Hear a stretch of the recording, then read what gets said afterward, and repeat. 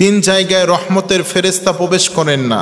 আল্লাহ হাবিব সাল্লাল্লাহু আলাইহি ওয়াসাল্লাম বলছেন তিনটা এমন অপবিত্র স্থান রয়েছে যেখানে রহমতের ফেরেশতা প্রবেশ করেন না, ফেরেশতা খুঁজে পাওয়া যাবে না। এক নাম্বার, যেই ঘরের মধ্যে কুকুর থাকে, যে ঘরের মধ্যে অপ্রয়োজনীয় কুকুর রেখেছে, এই ঘরের মধ্যে ফেরেশতা প্রবেশ করে না।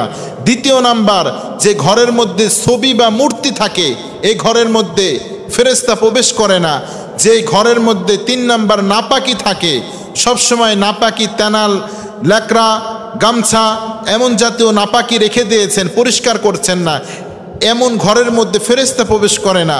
আল্লাহ হাবিব সাল্লাল্লাহু আলাইহি ওয়াসাল্লাম বলছেন যে ঘরের মধ্যে ফেরেশতা প্রবেশ করে না, সেই ঘরটা শয়তানের আড্ডাখানায় পরিণত হয়ে যায়, সে ঘরটা শয়তানের আড্ডাখানায় পরিণত হয়ে যায়। কারণ আল্লাহ হাবিব সাল্লাল্লাহু আলাইহি ওয়াসাল্লামের কাছে ওহী আসার কথা ছিল, জিবরাইল আলাইহিস সালাম আসবেন। ইন দ্য মিন টাইম জিবরাইল আলাইহিস সালাম আসলেন না, বিশ্বনবী ভয় পেয়ে গেলেন। আল্লাহর হাবিব সাল্লাল্লাহু আলাইহি ওয়াসাল্লাম জিবরাইলকে পরের দিন এসে ডাকলেন। তিনি বলছেন, নবী আমি এসেছিলাম কিন্তু আমি ঢুকতে পারি নাই, কারণ আপনার ঘরের মধ্যে কুত্তার বাচ্চা ছিল, কুকুরের বাচ্চা ছিল, এই জন্য আসতে পারি নাই, এই ঘরের মধ্যে প্রবেশ করতে পারি নাই। নবী হে, আপনি কুকুর মুক্তভাবে আপনার ঘরকে রাখবেন, যেখানে কুকুর থাকে সেখানে রহমতের ফেরেশতারা প্রবেশ করতে পারেন না, নাপাকির সাথে ফেরেশতাদের সম্পর্ক নেই।